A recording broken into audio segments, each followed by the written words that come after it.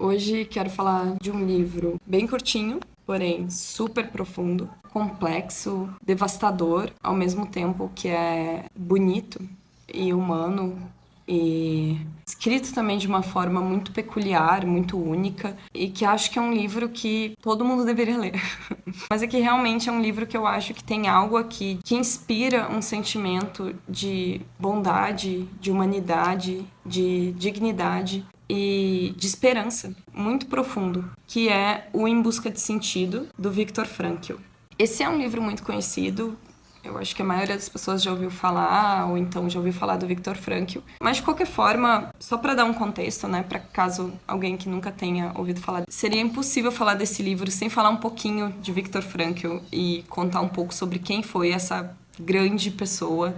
Realmente, assim, alguém que para mim é uma referência de humanidade em muitos níveis e alguém que eu admiro demais. Suas ideias, seu coração, todo o impacto que ele teve no mundo, tudo que ele trouxe e tantas pontes que ele criou, assim. Enfim, eu acho alguém muito, muito massa. Viktor Frankl, ele nasceu em Viena, ali no começo do século XX, em 1905, por aí. Ele era um jovem em Viena, quando Viena era realmente o centro cultural do mundo. Então, era bem no período em que estava nascendo a psicanálise, muito forte, em que também outras linhas de teorias sobre a psique humana estavam nascendo lá, como, por exemplo, né, a psicologia individual de Adler. Mas também Viena era o centro artístico, tinha muitos movimentos, todos os artistas da Europa iam para lá. Enfim, então realmente ele estava assim, num lugar com aquela ebulição de ideias e aqueles cafés com as pessoas criando novos conceitos e pensando sobre comportamento humano e tudo mais. E ele era alguém que sempre teve muito interesse na subjetividade humana, da consciência, do nosso espiritual, do que nos difere,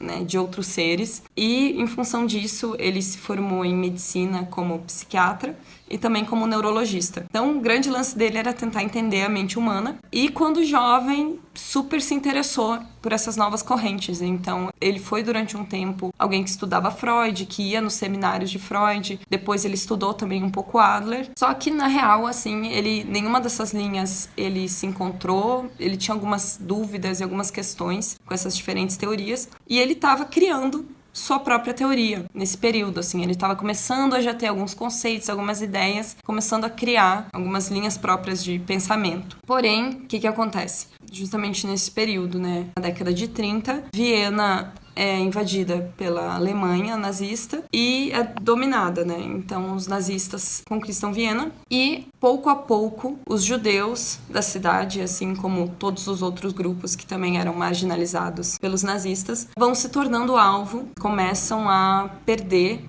todas as suas posses, começam a perder seus títulos e posições, começam aos poucos, né, a serem levados para guetos e aos poucos começa a acontecer aquilo que nós sabemos, né, de todos os judeus sendo transportados para campos de concentração. E Viktor, neste primeiro período, ele era um médico influente em Viena, ele era um diretor de um hospital na área de neurologia e psiquiatria. Ele tinha um certo poder, digamos assim, então ele imediatamente não foi um dos primeiros alvos dos nazistas. Ele acreditava que ele poderia proteger a família dele por mais tempo. E, inclusive, isso é algo, enfim, que ele conta um pouco no livro, mas é algo muito inspirador também, que ele poderia ter saído de Viena nesse momento, porque foi oferecido para ele um visto para os Estados Unidos, porém os pais dele não poderiam sair de Viena, não teriam como conseguir um visto. E ele tem essa decisão, né, será que eu saio de Viena, como Freud saiu, como outros intelectuais judeus também saíram, ou eu fico e tento proteger minha família, porque se eu ficar em Viena,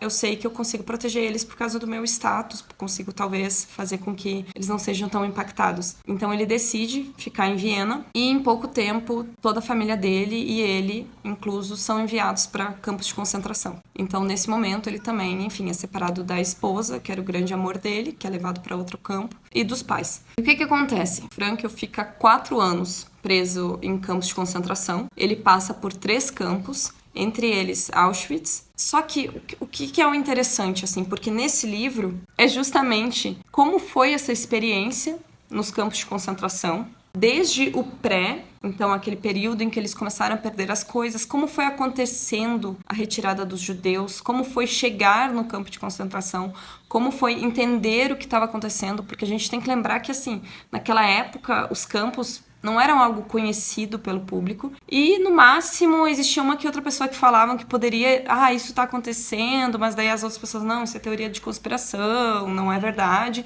Então não era tudo isso que a gente sabe das câmeras de gás, tudo mais, não eram coisas conhecidas pelas pessoas. Então muitas pessoas nem sabiam para onde elas estavam sendo levadas e eram realmente muito surpreendidas. A forma como as coisas foram acontecendo e até tu entender que aquilo era real e que agora tu estaria preso nesse campo de trabalho forçado em condições completamente, não sei nem o que chamar, porque não é nem só desumano, ninguém trataria um animal dessa forma, ninguém trataria nenhum ser dessa forma. E perceber daqui a pouco que essa é a tua realidade. E que, enfim, tu era uma pessoa com uma vida, com uma família, com uma profissão, com sonhos, e que agora tu simplesmente estava preso, com pessoas morrendo a cada dia ao teu lado, e tu só pensando quando vai ser a minha vez, porque não existia nenhum tipo de esperança, e era tudo muito irreal, tudo muito estranho, né? Então, Frankl sobrevive a esses anos em campos de concentração, consegue a liberdade, quando os aliados começam a libertar as pessoas dos campos. E a partir daí, enfim, eu poderia ficar horas falando do Frankl, mas eu não vou continuar porque vou focar no livro. Mas enfim, Viktor Frankl se torna um grande pensador, grande teórico. Ele cria a terceira escola de psicologia de Viena, que é a logoterapia e a análise existencial frankliana, e publica milhares de livros. Enfim, ele é uma pessoa muito influente, né, na psiquiatria, na psicologia, e a teoria dele, a logoterapia, eu acho incrível. Eu acho assim que ele realmente é uma pessoa muito fascinante, muito influente, muito importante para a humanidade. Só que voltando agora, né, e focando no livro, o que é o interessante, né? Então, como eu falei, no Em Busca de Sentido, Frankl nos conta sobre a experiência dele no campo de concentração e depois, numa segunda parte do livro, ele nos conta alguns conceitos dessa teoria que ele criou, que em grande parte nasceu da experiência dele no campo de concentração. Porque ele tinha algumas hipóteses em relação ao ser humano que no campo ele pôde testar e comprovar de uma forma muito radical, né? E muito assim, chegando num limite, conseguir entender a psique humana e como a gente funciona de uma forma muito, muito forte, né? Casos muito extremos. Então isso também consolidou grande parte das ideias dele, né? Mas beleza, o que é o interessante desse livro, né?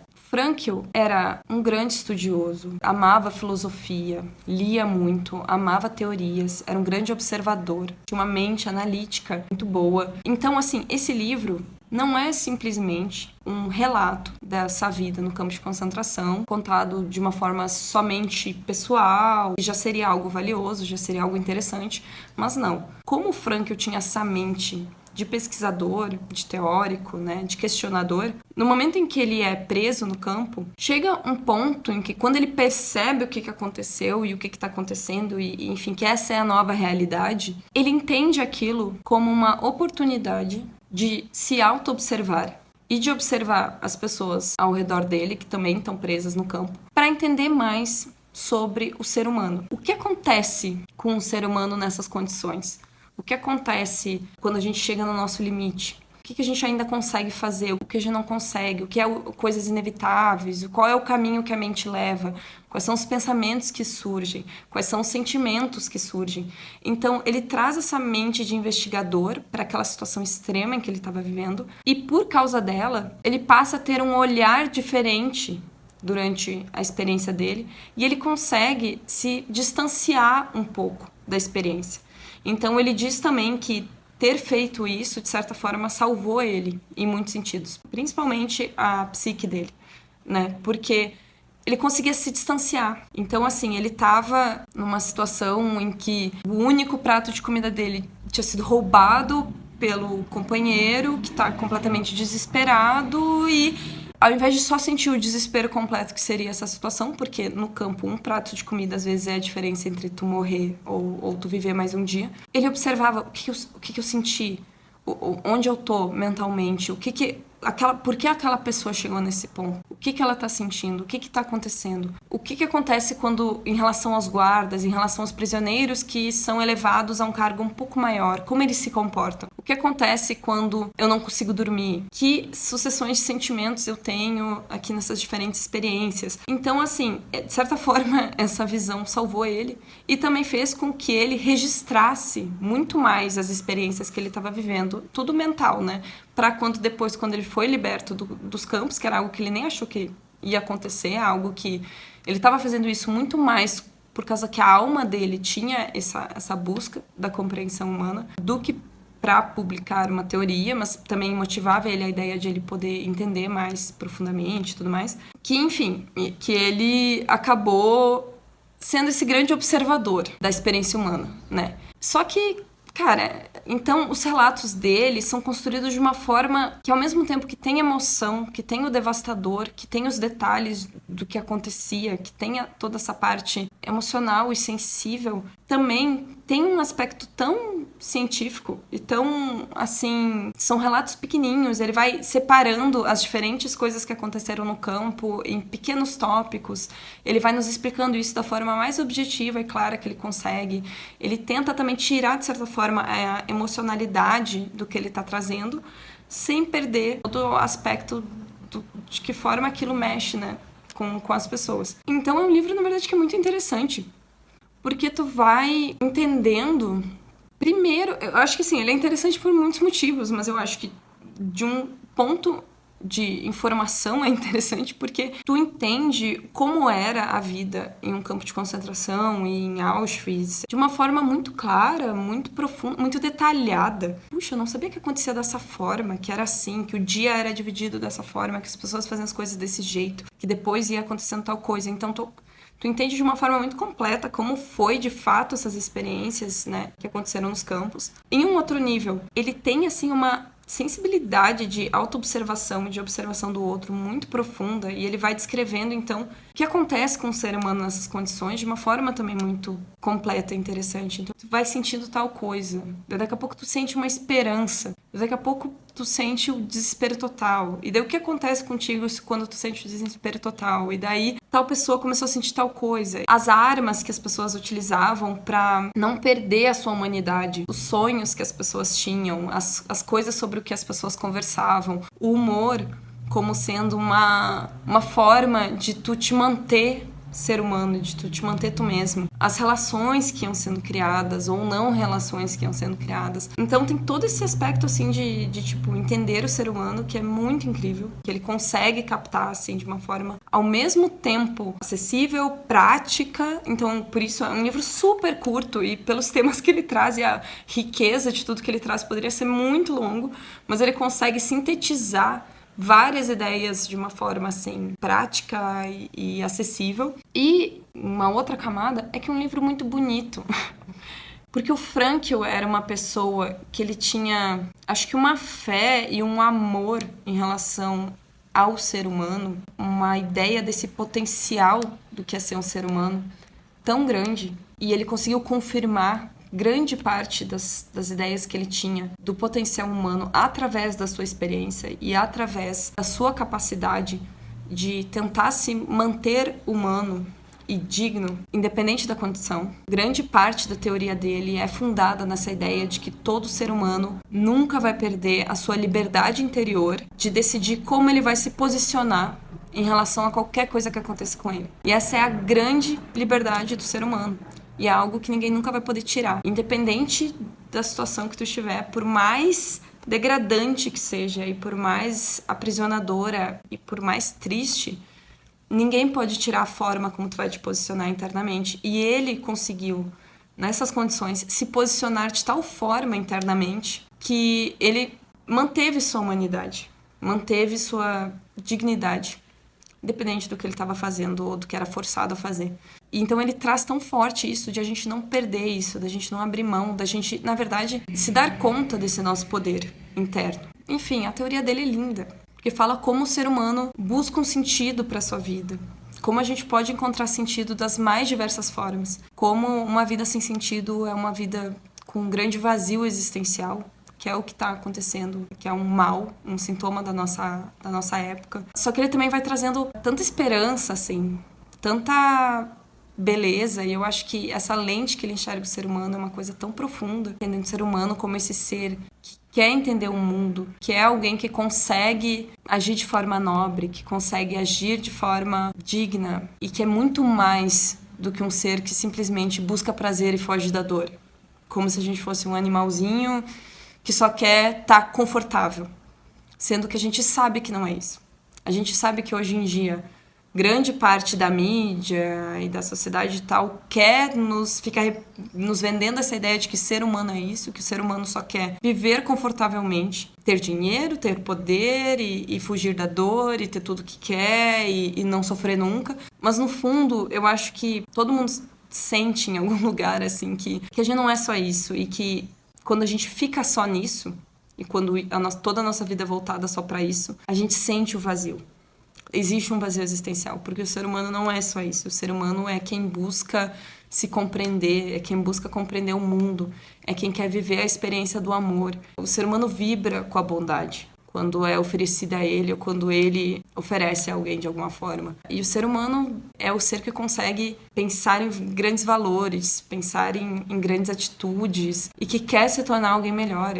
Eu acho uma teoria tão bonita, baseada numa história de vida tão bonita e tão inspiradora. E Frankl foi aquela pessoa, assim, que, tipo, viveu o que falava. E sabe como é que era aquele... Enfim, só falava o que fazia, só fazia o que falava, não sei, tem algum ditado. Mas é aquela pessoa realmente íntegra. Tu sente assim, nossa, cara... Pode crer. É tipo, é inspirador. Pra mim é inspirador. É pensar assim, a gente consegue... Eu acho que quando um ser humano é uma pessoa tão inspiradora, isso nos dá um referencial, né? A gente também pode ser. Se alguma pessoa fez, a gente também tem esse potencial. Então, enfim, é um livro realmente muito lindo que eu espero que mais pessoas entrem em contato. Nos faz ter uma compreensão melhor daquele período da história tão marcante, tão terrível. Nos faz entender melhor quem a gente é e nos inspira a querer ser melhor, a ter mais responsabilidade sobre a nossa vida e a entender a liberdade radical que a gente possui e a força que isso tem. Então acho que é isso. Ficou super longo. Esse é o Em Busca de Sentido, de Viktor Frankl. E é isso.